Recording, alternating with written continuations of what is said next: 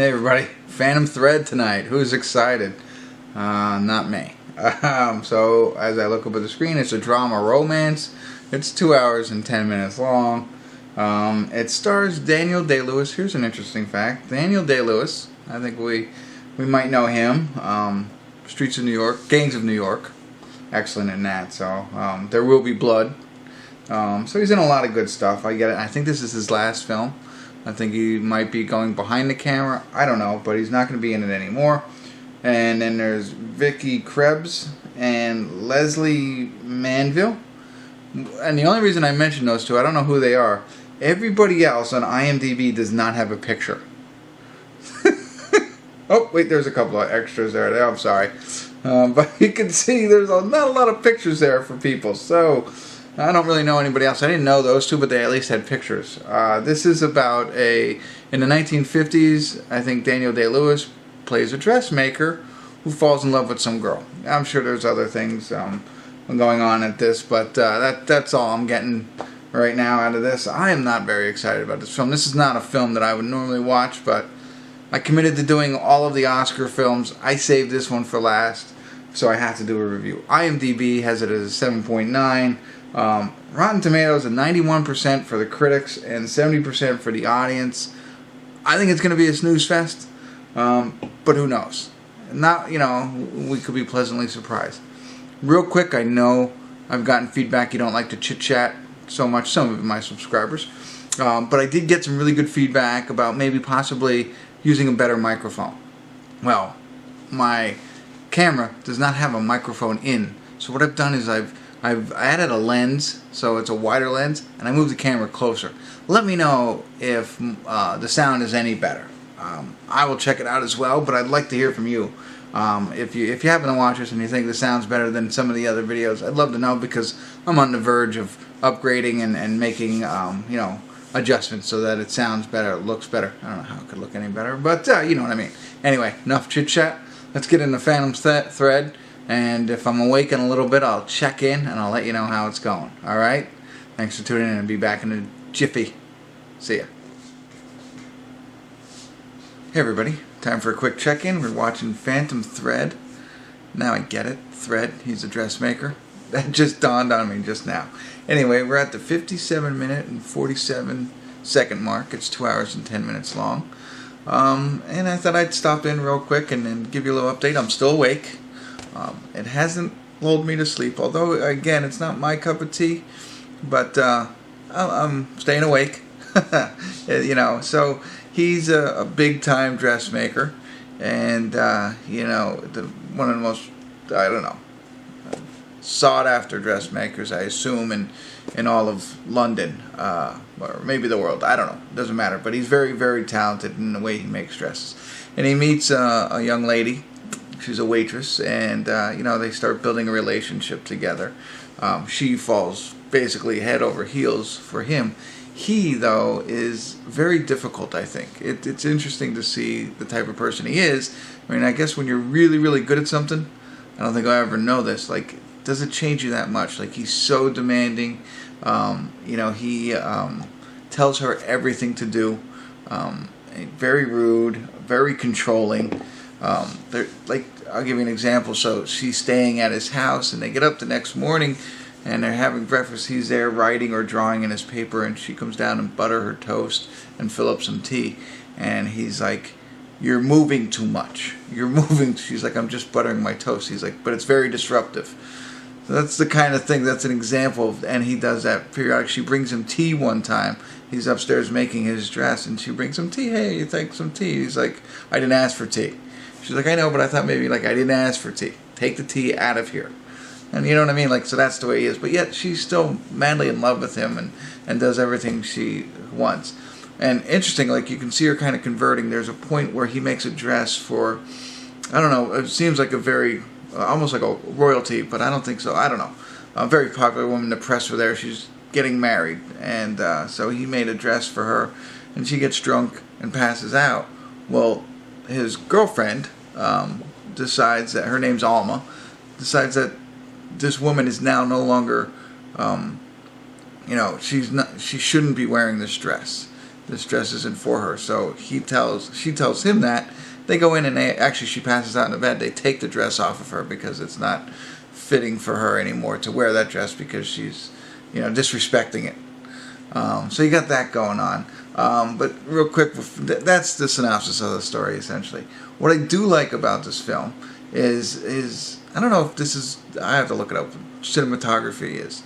But I mean, like, okay, I mean, everything is set in the 50s. And it really, the way that they do it, I think, is pretty neat. And I never really noticed it as much because I don't watch these period films and stuff like that. I'm more sci-fi and stuff or whatever. But like these, it's, they have all the cars, all the buildings. The inside of the house is all, looks authentic, like they're really filming this in the 1950s. Their wardrobes, down to the last detail. So for everyone, the earrings that they wear, the jewelry, their outfits, of course, and everything around them. So, you imagine the amount of work that goes in to make sure everything looks like it should in 1950s. You don't see the mistakes and stuff like that. Even like there's a point where he's walking into a restaurant, and something I wouldn't have noticed before, but now that I do movie reviews, I check it out. He's walking into the restaurant and like it's only a brief glimpse of everything outside, but everything outside is like done to detail that it looks like it's 1950s London. So double-decker bus drives by, you know what I mean? So I do find that very interesting. I think that's great, and I'll look it up. I think that what cinematography is. I don't know if that's or if it's the angle of the cameras that are being shot. So more to come on that. I'm going to educate myself. I'll come back. You're probably sitting there going, yeah, I know what it means. You're a goof. Me.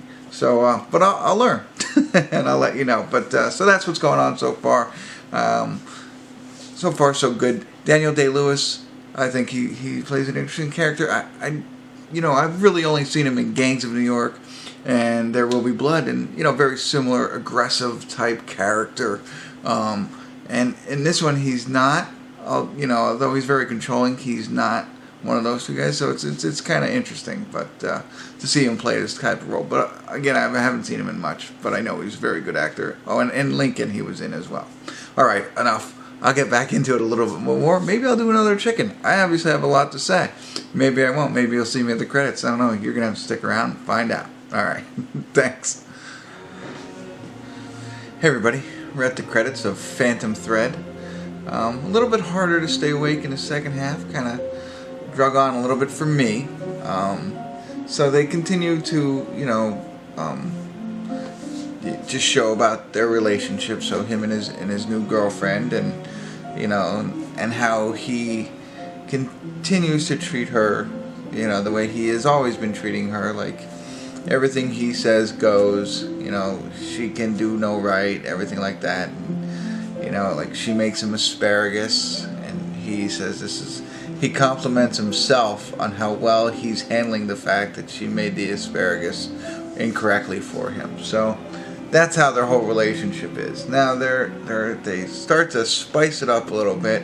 She tries to knock him off his high horse, and I'm like, ooh, that's kind of interesting. I didn't see that coming. I'm not going to tell you how he does it. And so, that happens. He knocks him off his high horse, but then at some point he gets back on it. And so you're interested to see what's going to happen next. And then I think it's probably a little bit of a twist that I wasn't expecting. Pretty sure I didn't fall asleep and miss this point. But they throw a little, when you say a plot twist in a movie like this, it's not like, whoa, crazy, because it's more of a slow-moving movie. But, very subtle. And then, the ultimate thing is about their love and whether they're in love or not and that type of thing. So, it made it at least a little bit more interesting for me. The beginning of it, I was interested. It drug on for a little bit for me, but then spiced it up. Hey, I hate to, I'm trying to avoid any type of spoilers. And in the end, again, good, not great, but I think it's not great for me because this isn't my type of film.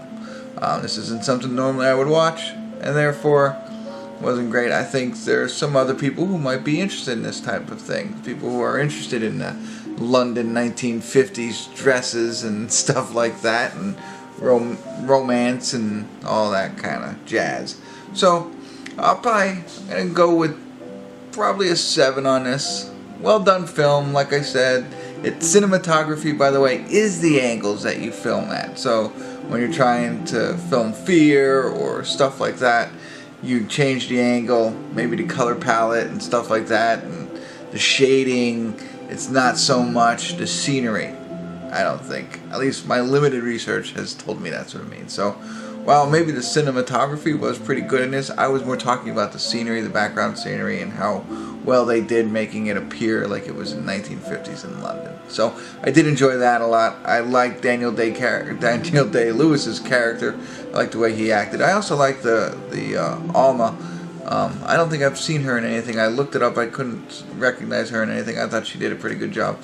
Then the sister was the other one. He lives with the sister as a part of the film as well, so they have a very close relationship, and she's a big hand in his business. So again, pretty good. Not my cup of tea. I'm gonna give it a 7 because it was a really good film, but not something I normally watch. And that's it. I don't want to go on too much longer. Probably wasted enough of your time.